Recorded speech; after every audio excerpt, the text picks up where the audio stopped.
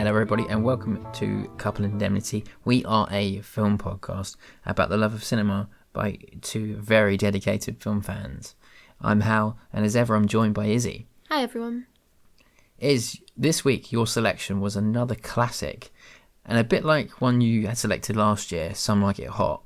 It's another iconic famous movie that it seemed that you had a memory of it watching it very young, but you weren't too familiar with it. Yeah, I think it was one of my sister's favourite films growing up, so I remember kind of snippets and shots, but I didn't really remember anything to do with the plot, which would make sense given some of the themes in the film. Yeah, I said in the sort of teaser at the end of the last episode that I think it's a movie that kind of gets a bit misrepresented in a way that it's hugely iconic as it is for its fashion and its iconography that we see so gloriously in the early first shot. But it deals with a lot of deeper themes throughout, these very complex, nuanced characters.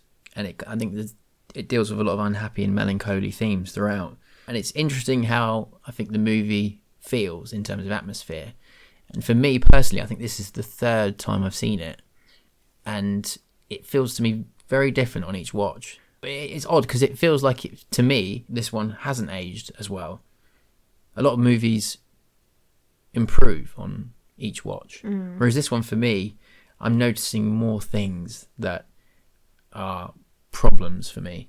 Yeah. In terms of not only its themes, but the kind of storytelling element in terms of its story and the character's development.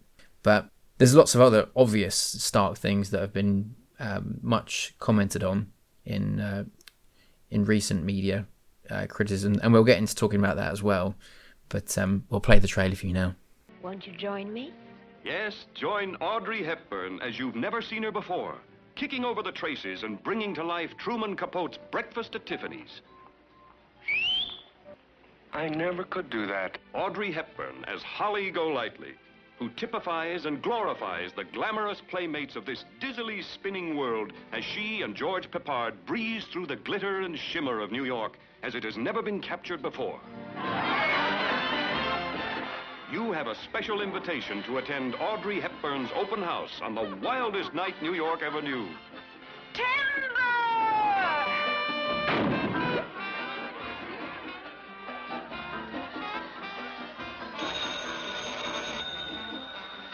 Yes.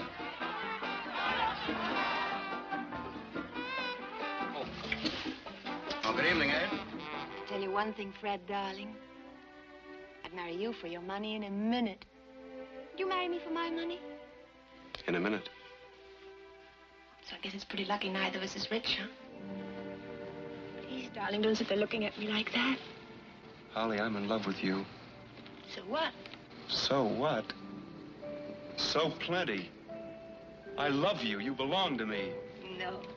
People don't belong to people. Of course they do. I'm not gonna let anyone put me in a cage. I don't want to put you in a cage. I want to love you. Audrey Hepburn and George Peppard, searching for love in the big town, but sharing only part of their lives until they find the deep, warm moment of truth that can't be hidden, even by the oddball antics on the brittle surface of New York. Breakfast at Tiffany's, released in 1961, adapted from the Truman Capote novel 3 years previously, starring the beautiful Audrey Hepburn and George Peppard, and directed another movie by Blake Edwards, our second for the podcast. Your selection this one, so can you read us the synopsis?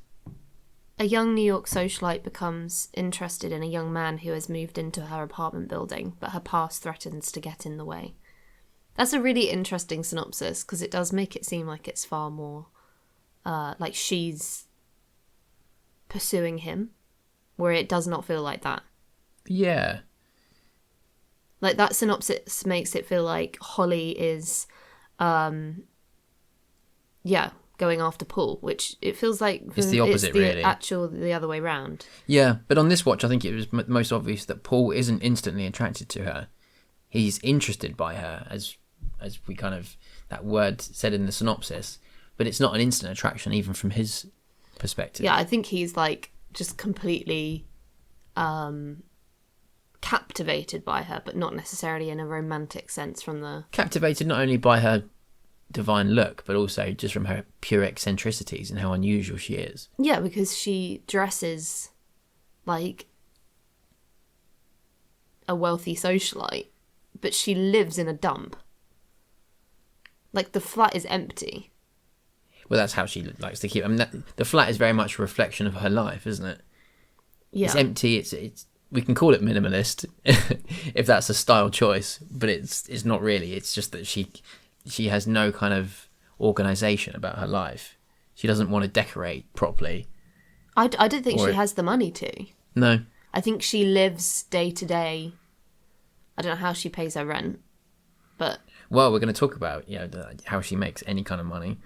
But I think if we're going to talk about this chronologically, we should talk about like the opening shot, which for me is probably one of the most incredible looking opening shots in movie history. It's iconic. They obviously isn't it? filmed it at dusk, and Holly Golightly pulls up outside Tiffany's with a pastry And a coffee. window shopping, and looking longingly at something she desires. Very much setting the tone for the film, but it's just the costume looks incredible. And we talked about Grace Kelly in Rear Window, but this is right up there, isn't it, with Edith Head's costume design? Definitely, yeah. Yeah. I mean, it's such a stylish film. You can't really take that away from it. This, like, the big black hats and the slinky black dresses, as she's kind of tiptoeing down 6th Avenue at dusk, or dawn rather. So early on in the film, we get to meet. We see Holly's flat as she lets herself in the morning, and she meets this new neighbour who's moved in upstairs, Paul Varjak, played by George Peppard, with an interesting performance. Very much, I said to you earlier in the last podcast that it's kind of Robert Redford vibes. Did you kind of get that feel from him? Yeah, definitely. When he steps out of the car, I was like, oh yeah, I can see where you were coming from, where you said Robert Redford. He's now. a cool customer, yeah, and he talking about costumes, I think his outfits are brilliant, really, really smart. Now, the first thing is that she is going off to visit this mobster called Sally Tomato, and this is the first kind of thing where we're getting an insight into this dark web of intrigue around her character and how she's making any kind of money.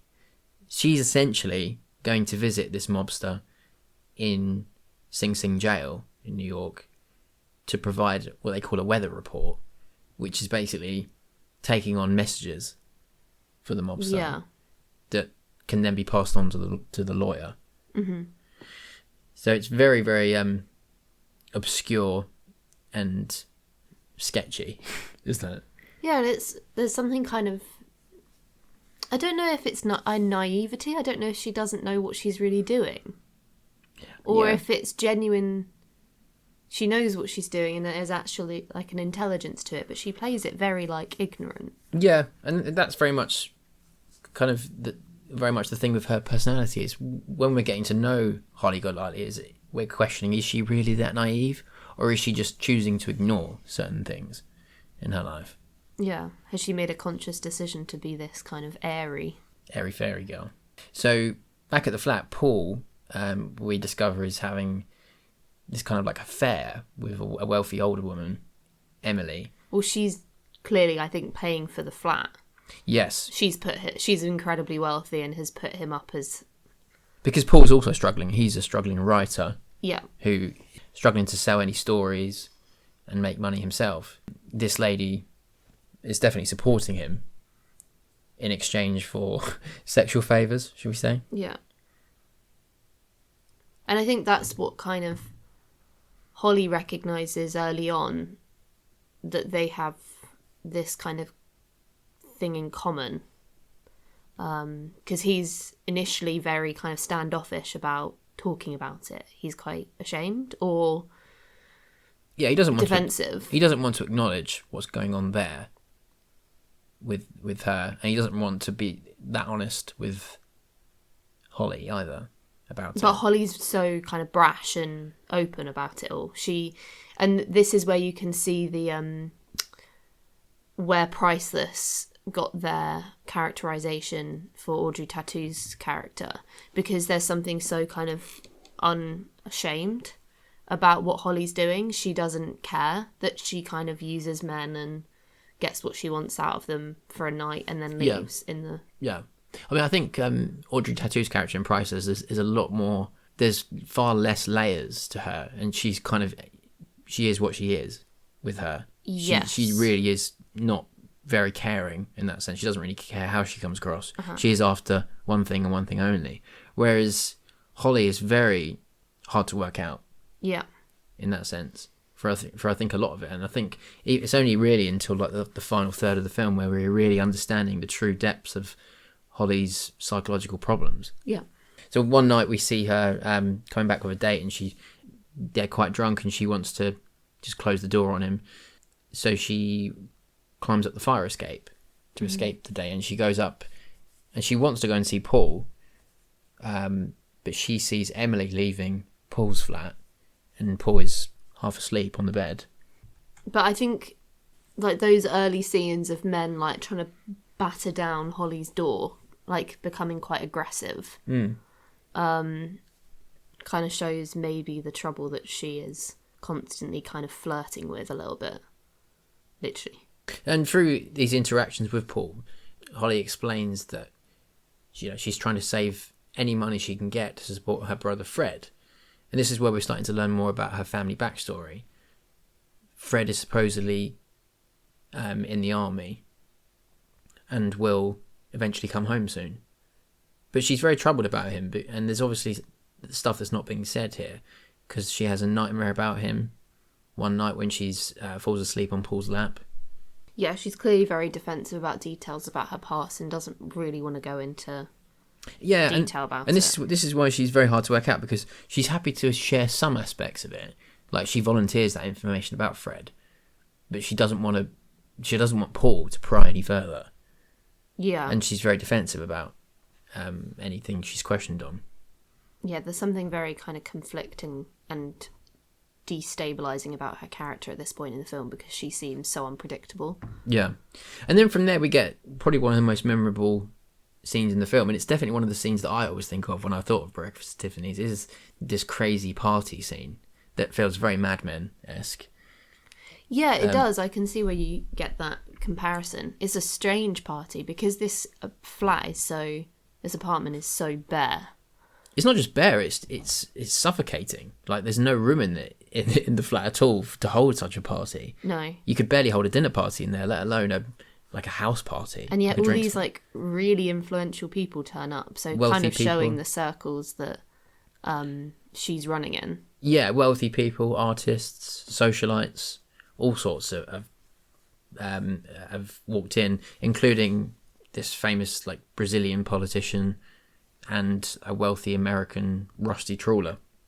Oh, and the agent from Hollywood. Yeah, the agent, played by Martin Balsam, who obviously represents Holly, and is talking to Paul about how she knows him, about how she knows her. But that whole party scene is so strange. Well, it's and uncomfortable. I think it's the most wacky part of the film. But do you know what it reminds me of? What was that film? Is it The Swimmer? Yes, there are elements of The Swimmer. I think far less psychedelic than The Swimmer. I don't know. There is a psychedelic element to this party. Very 60s. Very 60s. But there is a psychedelic element with that woman who's like laughing at herself in the mirror. We go away to a different shot, and then we go back to her, and she's suddenly crying, and like all the mascara's running down her face. Yeah, they're working a way in, obviously, because there will still be code elements to the production of this film. They're working a way to imply that there's definitely drugs at this party. Oh my god, yeah. Without showing. And then that makes sense later on in the film when it's revealed that Sally Tomato and the weather reports has all been tied up with narcotics. Yeah, without actually explicitly saying that. Yeah. You know? Yes. But it is a wacky, and I find it entertaining, and on the third watch I think it's definitely one of the scenes I enjoy more and find more funny. And also how, in terms of Holly's character at that point, how it shows how selfish she is, because she's got her eye on this rusty trawler guy who's meant to be like the 9th wealthiest man in America, and she's got her eye on him, and she leaves with him. The police are outside, having been called from a noise complaint, And she just points up to the party and then leaves, even though it's her party. She takes no kind of responsibility for anything. Because her possessions in the flat don't mean anything to her if there's a chance that she can get away and but be taken away by... But she directs the police to the party. And at the same time, Paul shows how kind of selfless he is, because he's trying to help this Brazilian politician who can't be caught at a party like this to get out. And is helping him like go up, like try and get to the fire escape. Yeah. So I mean, Paul comes across in that way as a good egg, doesn't he? I think he is a good egg. Yeah. He's trying to make sure that everyone gets out of this without having their reputation damaged or being arrested or without the flat being burnt down. Yeah. So whether he's doing that to protect Holly, we don't really know yet.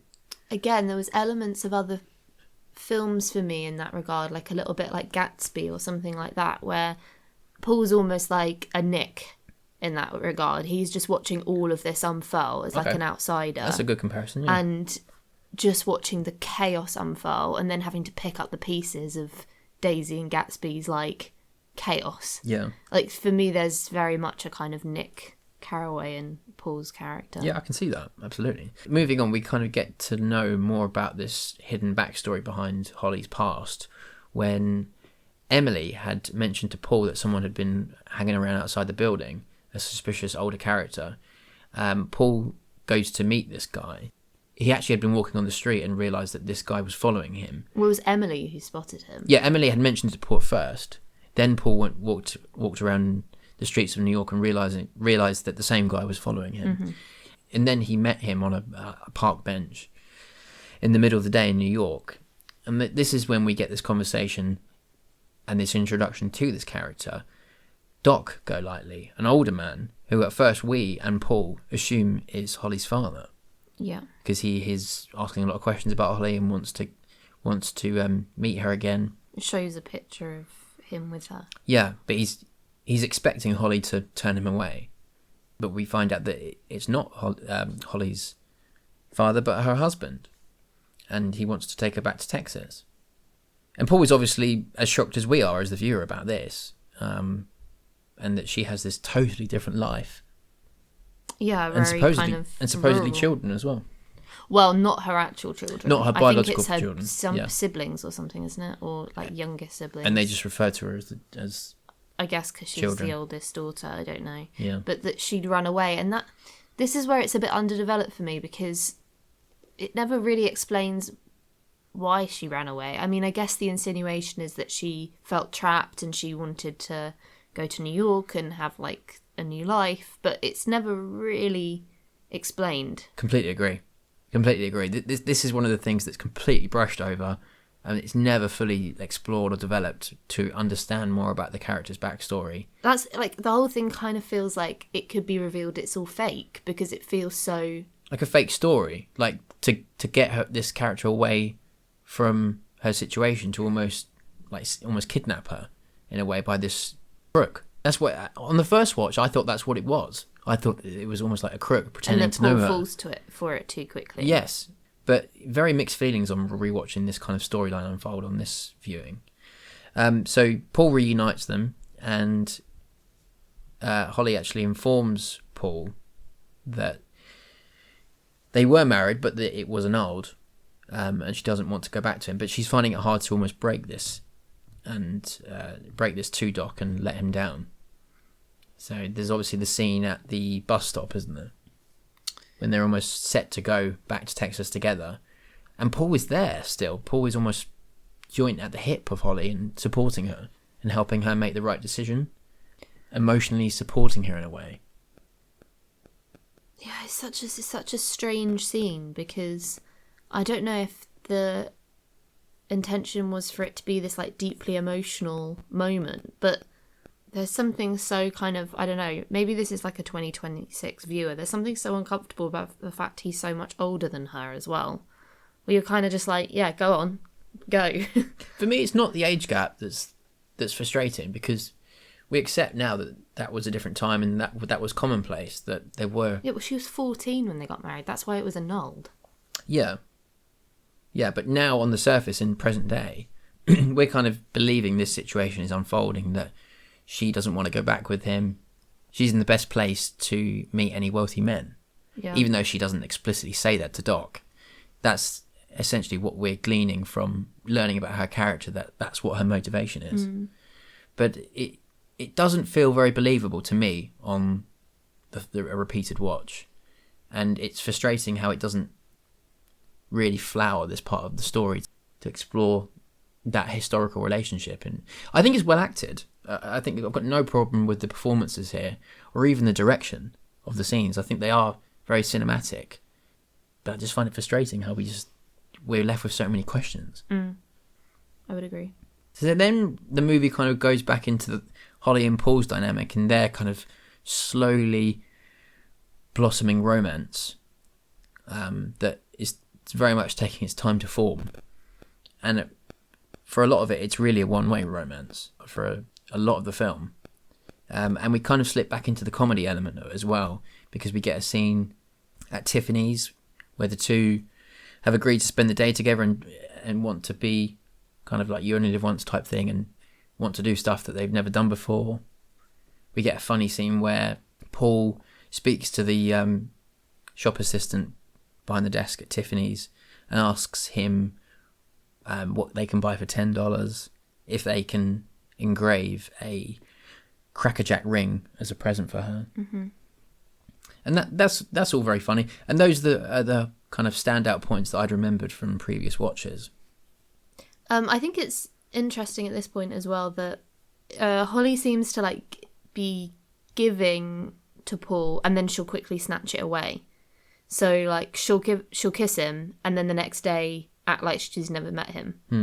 And then they'll spend the night together and then the next day she'll tell him she's engaged to somebody else, which very quickly always falls through.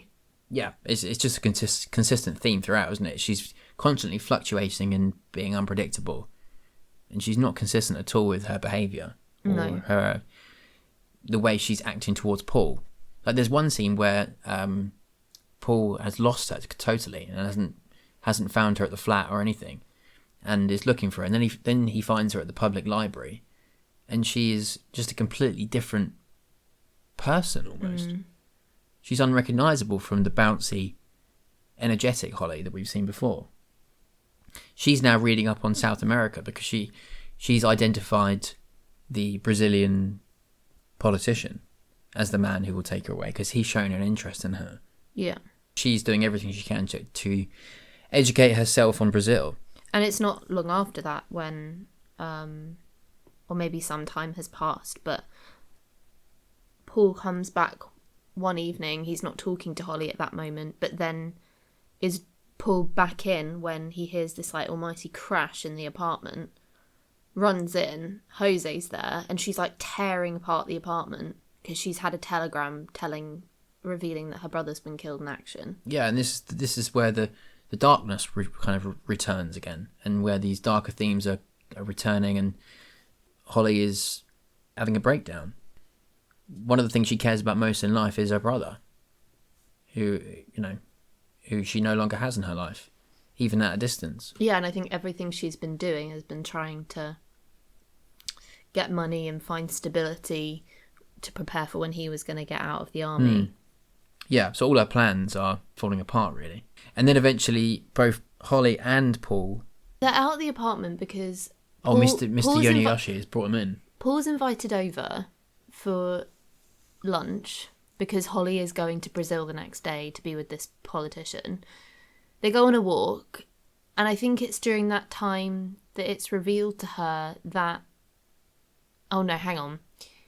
They go on a walk, they end up having dinner out because it's exploded in the kitchen. And when they come back, the police are there waiting for them, and they're arrested. Paul by association. And Holly's arrested for her association with this narcotics gang. And they're taken to prison, or they're taken to the police station. That was funny, actually, when the paparazzi are outside the police station and she's, like, stopping to pose for the cameras. I did like that bit. I think in amongst that time, Jose, this Brazilian politician, has to cut ties with her because she's now been involved in a scandal. But she's determined that she's still going to go to Brazil anyway. And Paul pays the bail, or somebody pays the bail. Maybe it's that. I think it's the Hollywood agent actually pays the bail. Yeah. Paul picks her up with all her things, including Kat, and the breakup letter from Jose. And it's in this kind of iconic cab scene that Paul tells her that he loves her. Yeah. Had you remembered much about this famous final cab scene? Not so much the cab scene, but I do remember the final bit in the alleyway, because Holly, in her kind of Emotional madness, state. chucks the cat out of the, because I think she's essentially trying to make a point to Paul, where she's saying like she's nobody, and she's almost like a representation of the cat. She's saying that the cat, she has no name, she has no identity, she doesn't know who she is, she's not Holly, she's not Lulu, whatever, May. She is essentially having like a massive identity crisis. Yes. Yeah. And she's saying that this cat is like the same as her, they're loners and they don't even have each other. So she chucks the cat out of the car. Yeah. And then they drive off. And Paul storms out of the cab, gives her the ring that he's had engraved, and then goes back to look for Kat. Again, Paul's good person persona comes to the fore here. He's the one who does the right thing and goes and looks for the cat and makes Holly realise, you know, how despicable she's been. Her guilt complex overtakes her and she runs out and joins him on the hunt for the cat. We find him and he's all wet. Yep. And she's such a cute cat. I love the cat in this film. I mean, yeah, because I'm not a massive cat fan, but I find it really tugs at your heartstrings, doesn't it, from an animal perspective? And it just evokes such odd emotions, I find, this film. Like, it ends up being romantic, but it goes from being witty, it goes from being really sad to being really... Yeah, and I don't feel like her revelation really... I don't know. We don't see a dramatic change in her personality. We just see her going off to find the cat. I don't know. It's actually a really strange ending. It feels like it doesn't quite go on long enough. The way I take it is that she's facing up to reality. Finally, I think she's finally. I know it's symbolic. She's finally accepting that the cat shouldn't be turned out because it's a house cat. And it's hers. It's hers, and that she has a responsibility. And there's dialogue about owning someone. And again, in 2026, it doesn't kind of sound as I think they intended it to do. There's stuff about Paul says he loves her and that's his way of owning. Yeah, she's his. And that they belong together type thing. But Holly is very much saying, this is almost like the feminists of her side, saying that no, like no one can own someone. And I don't think it's feminism. I think it's her fear of commitment. And I think it's her... That's what it ultimately is. Completely. That's the true bare bones of her personality. And that's why she's able to flip between men so easily and be like, oh, I'm engaged to this man today, but tomorrow I'll be engaged to that man. And she talks about, like when she was engaged to Jose, she was like, oh, I'll be back in a few years with my children. The way she talks about marriage and men for the majority of the film is not with any kind of companionship or commitment. It's purely like financial gain and security, as social aspiration type thing. Completely. But I respect the final scene in the sense of it's very cinematic and, you know, like very much like the iconography we were talking about earlier with the early scene, that it very much stays in our memories and it's so memorable in that. And I think this is probably the shot I remember the most, is them kissing with the cat's head between them. Yeah. All squished. Whilst it's pouring of rain. It is one of the most iconic scenes in the rain, isn't it? From film history. Absolutely. So it's a funny thing. It really, on this watch for me, it's come across as a real mixed bag. And the characterisation is the most frustrating part of it. And that's without even talking about the really controversial part of this film. Yeah, exactly. Which we will get onto. We will. But let's talk a bit about the trivia. So George Axelrod was hired to replace Summer Locke Elliott as the screenwriter when the movie went into production by Paramount executives. He'd worked with the producers to alter the plot and the tone to be more of a romantic comedy, replacing its unnamed gay narrator in the novel with a named straight male love interest. And new characters were added, and they obviously toned the homosexual subtext right down. Although I felt like that was kind of hinted at in the scene where they're in the bar. With the, essentially the stripper. What came across as? There's a woman behind them in a suit watching. So I felt like there was a hint. Okay, little Easter eggs there for you. Truman Capote had famously wanted Marilyn Monroe to play Holly Golightly. He considered her the best to reflect Holly's character. And George Axelrod was required to tailor the screenplay that he was writing to accommodate Monroe. But she ultimately declined the part and went for what was ultimately her last movie, that was The Misfits. Shirley MacLaine and Kim Novak then turned down the role. Audrey Hepburn said she was initially hesitant about the role, and she cited difficulty that she anticipated in playing such an extroverted character.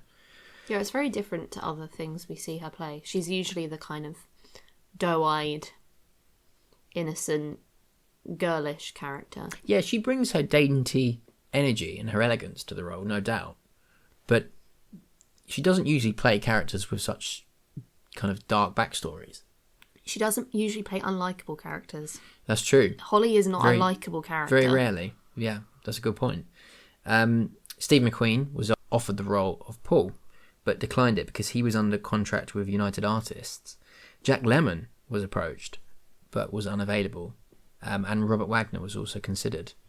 The production originally had John Frankenheimer as the director, and he worked with George Axelrod for 3 months on the project before he was changed, apparently at the request of Audrey Hepburn's agent, who had requested to Paramount a higher profile director. Reportedly, the film's on-location opening scene was extremely difficult to film due to issues with crowd control, Audrey Hepburn's dislike of pastries, and an accident that nearly resulted in the electrocution of a crew member. How? I've tried to look into this to understand what actually happened there, and it's very hard to find any kind of verifiable truth as to what that was. So in terms of awards, at the Oscars, Breakfast at Tiffany's was nominated for awards in Best Song, Best Art Direction, Best Adapted Screenplay, Best Score, and Best Actress for Hepburn. Now, she lost the Best Actress category to Sophia Loren for the film Two Women. The only awards it won were for Best Score for Henry Mancini and the Best Song for Moon River. It is a very pretty score. It's a wonderful score. Every Henry Mancini score is absolutely iconic. Like, he did Charade, which we're going to talk about, obviously, in comparison with Audrey Hepburn's performance. But the music in both Charade and this film, and also, I believe he did The Pink Panther as well with Blake Edwards. Did they not have costume? They should. Surely it should have had an award for costume. Yeah. I mean, it was nominated for Best Art Direction. Yeah, that must be involved, must include it then. Must do. But obviously they've definitely got costume awards for it by itself now. Yeah.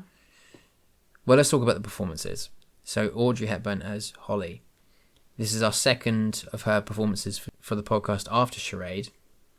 And before we started Couple Indemnity, we'd seen her also in Roman Holiday and Sabrina. So, what did you think of her performance, first of all? I mean, it's very different to the other ones. I actually don't really see where the comedy aspect comes into this film as much as it does like Roman Holiday or Charade. And actually, out of those four, I think this is probably my least favourite of her performances. Yes. For me, this is my least favourite of her films. Of the ones that I've seen, and I haven't... Oh, no. I mean, I'm not talking about all the ones I haven't seen, but out of the films we've mentioned, yeah, I would put all of them above, in terms of how much I enjoy them. You know? I think for me it goes, I love Roman Holiday. Roman Holiday for me is just is a perfect film. And I love her performance in that as much as I love it in Sabrina as well. And I think, and then she offers a very different performance when she's an older actress in Charade. Yes. Still stunning, but obviously past that point of like that like youthful. Yeah, I mean, doe-eyed. Charade was 2 years after this, so I mean, she definitely wasn't much older, but she was much older than she was in Roman Holiday. I think there was at least a 10-year difference. So yeah, it's funny because I think this is probably her most famous one. And the one you ask the average person on the street about Audrey Hepburn and they'll instantly mention Breakfast at Tiffany. Yeah, and I think that's to do with the kind of the iconography of it all, the kind of the black and white with the long cigarette holder. Yes. And the black dress and the big black hat. I think maybe because it ties in with the like mystery of America and like that kind of dream, if you like. I don't know. There's definitely deep themes you can talk about with Holly and that what the aspiration is and what the motivation is linked with the American dream. Of course you can do that, but you can do that with many films. Yeah. But I agree. I think her performance was fantastic. She was a divine look for the film. She looked extraordinary. I don't think Marilyn Monroe would have been appropriate, or I don't think it would have given the same legacy to this film. No. You know, they would have to have totally changed all the costumes to accommodate her, and a completely different look. So for me, there was glamour about Marilyn Monroe, but there wasn't that. There's that Parisian look, I think, that Audrey Hepburn has, which makes her just look stylish in whatever the hell she's wearing. There's something. Oh yeah, I mean, she looks stylish with a mask on, coming out of bed, doesn't she? I mean, she still makes it look. When she's like literally in a white shirt. Yeah. With a blue. It's Tiffany blue. Did you notice that? The colour of the mask. Well spotted. Yeah. I know these things. Yeah. So for me, Charade is my favourite film of hers, and her performance is fantastic. But I do think her performance in Roman Holiday really, really did lift her onto stardom very deservingly, because she just had a persona and an energy about her that no one else had. I mean, Jean Simmons was another extraordinary looking actress from an earlier period, and very much had the same kind of a similar look about her. Definitely a similar body image, but she didn't have anything like the persona and the energy and the gravitas that Audrey Hepburn had. George Peppard as Paul. What did you think of this performance?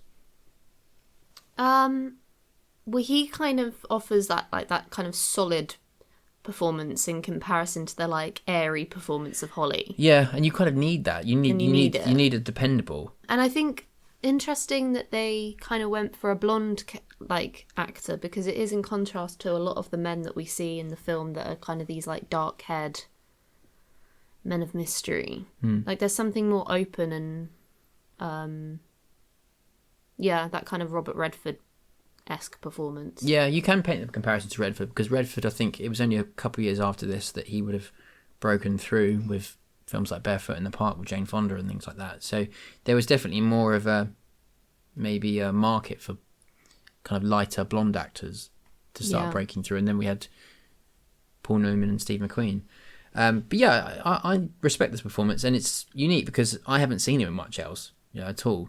He was a young actor who'd secured the major role and obviously shot him to major fame.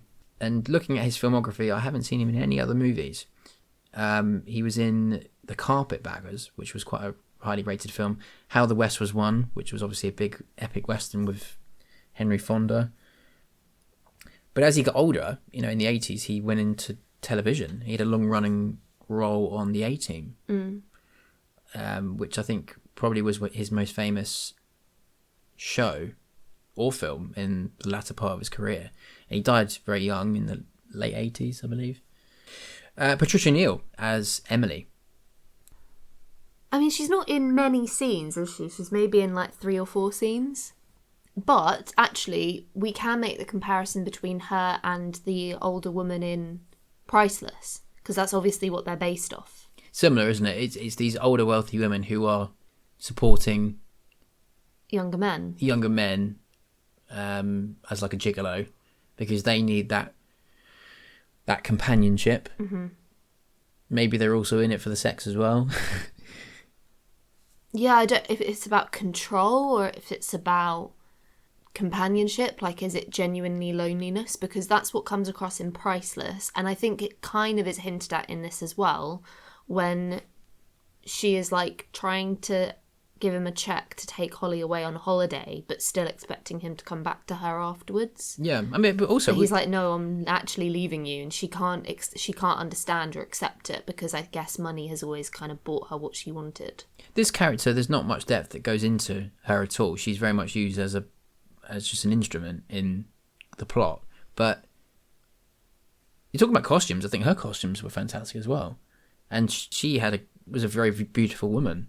She had a great look about her, and some of the scenes where the camera is capturing her in that costume with the colour and the flat, it looks fantastic, I think.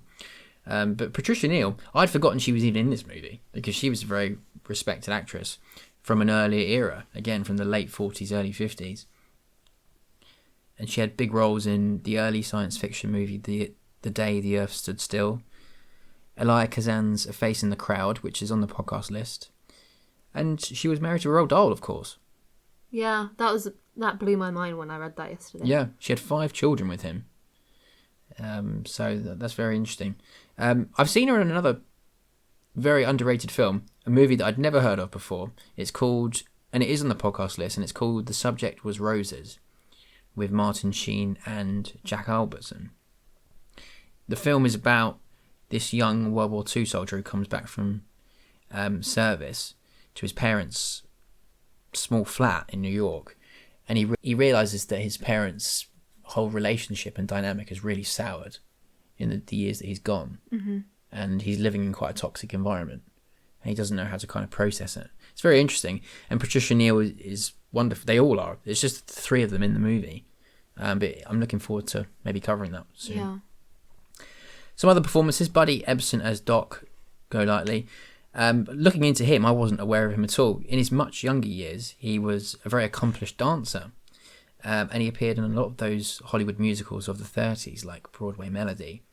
In the latter part of his career, by now, he was in a lot of American TV, and there's not much anything really of note to look at from his filmography. But I did read that originally he was cast to play the Tin Man in The Wizard of Oz. Oh, that's cursed, that role. Yes, and he was one of those who was cursed because he fell ill during the filming. Oh, because of the paint. Because of the aluminium dust in the makeup. Yeah, to make them silver, they put aluminium in the paint, and Yeah. it was absorbed. Basically, yes. And made him really sick, and he had to go to hospital. And I'm not sure if that happened with another actor in Oh the production. no, was it inhaled? I can't remember now. But that whole film is cursed. I literally listened to like an hour and a half or 2 hour long YouTube video about. Oh yeah, we could do a whole podcast just on the trivia of Wizard of Oz, let alone talk about the actual It's movie. literally going to take us a day to do that podcast. Because the trivia behind that film is ridiculous. Yeah, absolutely. Some other performances: Martin Balsam as the agent, O.J. Berman. This is his second appearance on Couple Indemnity after playing one of the senior guys at the Washington Journal in All the President's Men. And we're going to see him again in Psycho.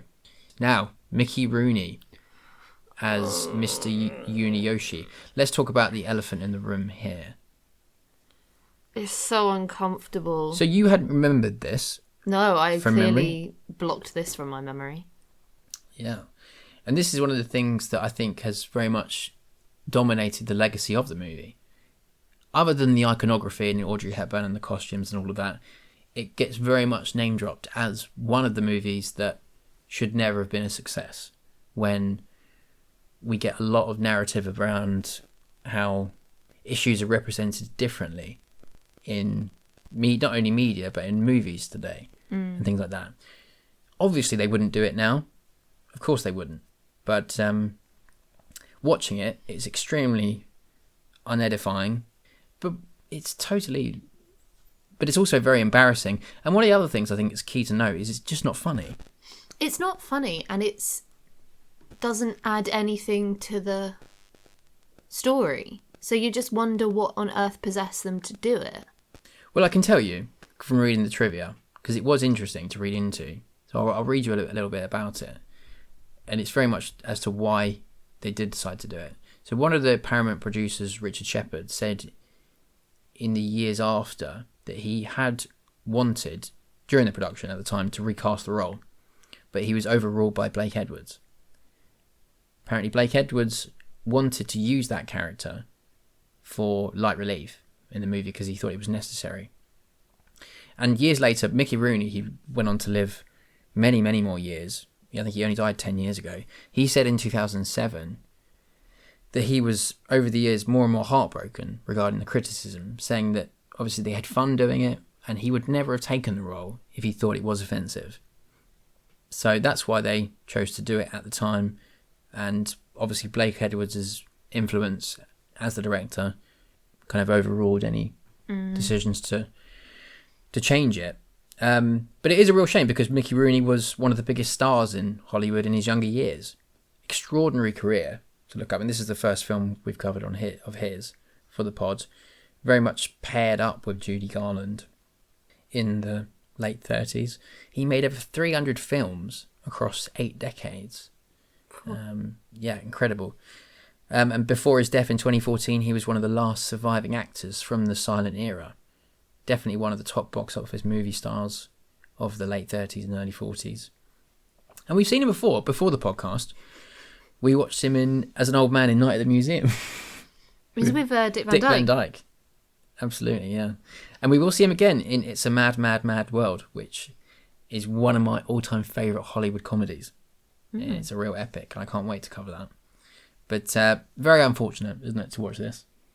Yeah, it's a bit of a stain on the film, isn't it? It is. It's unfortunate, and because it's not like it's only one scene. It's repeated. Yeah, and every time it comes back, you're like, oh. Every time Holly Golightly comes back into the apartment, he's up the stairs shouting down. Yeah. With his big buck teeth. The false teeth. John McGiver as the Tiffany salesman. I've never seen an actor have a face like this guy who has more like an owl face. He has an extraordinary shape of his face. It's like an owl. He does look like an owl. Yeah, he always played snobby or elite members of American upper class society. I've seen him in lots of things. He appeared in an episode of the Dick Van Dyke Show, 2 very memorable episodes of Hitchcock Presents, and he's in supporting performances in The Manchurian Candidate and Midnight Cowboy as well, which I do remember. The last actor to cover, Alan Reed as Sally Tomato in Sing Sing. He was actually the American actor who was the original voice of Fred Flintstone on the original Flintstones. And he was a very, again, popular American face in 50s and 60s American TV. The only movie I think we may see him in again is the original Postman Always Rings Twice in the 40s with Lana Turner.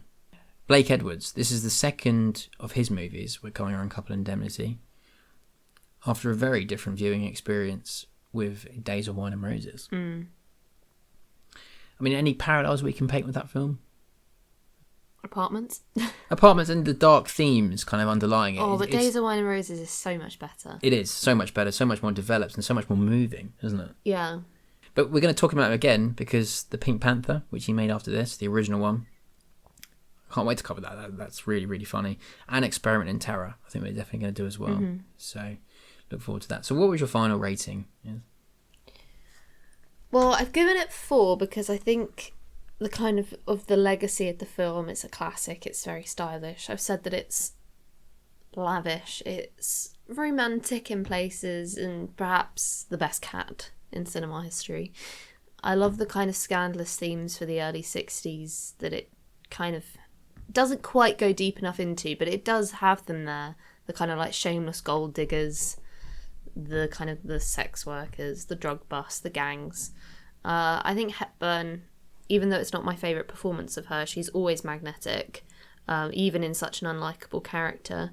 And I think Peppard actually offers a really kind of solid performance opposite her. And that character, a little bit like I was saying earlier with Nick in Gatsby, is kind of offers that almost like a narration. It's through him that we experience Holly and the world that this kind of whirlwind that she is.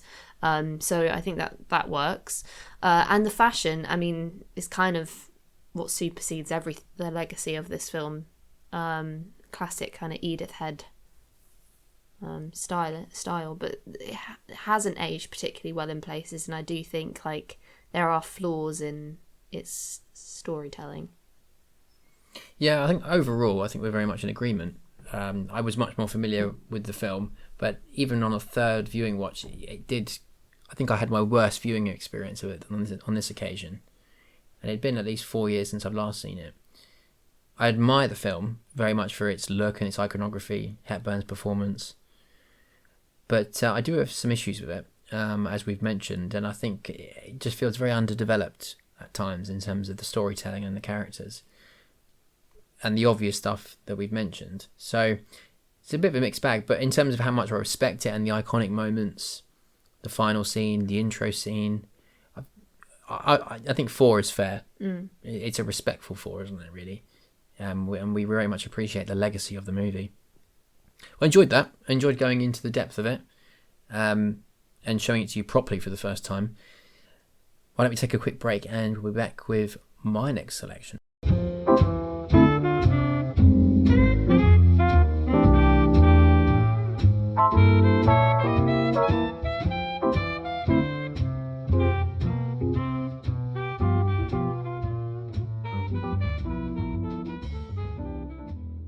Right, do you have any feelings or general guesses as to what I may be choosing for my next episode following Breakfast at Tiffany's? I have absolutely no idea, though I do think you hinted that it was going to be like another classic. Yes. Yeah, I think we're in this period of the year, I think, where we're feeling like we're going to want to take off some big movies. Yeah. Now, last year we watched a movie that really surprised me and I'd never heard of, and you hadn't heard of, and it was, I think we both came across it feeling like it was one of the most moving romantic films we'd ever seen. Bridges in Madison County. Yes, I am referring to Bridges in Madison County. So, in that episode, I painted a couple of parallels to a film that, to me, is one of the most iconic depictions of Britain, of repressed romance. Oh, I know what we're doing. That I can ever talk about, and one of the most extraordinary, difficult romances you'll ever see depicted on the screen through such refined, delicate acting and sensitive performances. So, what have you got? Any guesses? Brief Encounter. Well done. I always get. I had to whisper it first because I always for some reason get mixed up with like Fatal Attraction and. Fatal Attraction, Brief Encounter, very similar. No, what was the other one we watched around the time of Fatal Attraction? Basic Instinct. Basic Instinct and Brief Encounter, for some reason in my brain, it's not plot wise because I've only seen one of them. It's not plot, it's just the 2 words starting with a B. Yeah. For some reason, I just always get tripped up on it. I mean, we can talk about comparisons with all those films if you like in the next episode. Yeah, but kind of different, we can say. Absolutely. But what are your initial feelings going into this one? I'm excited because we've seen a play. We've seen kind of a small scale stage show, haven't we?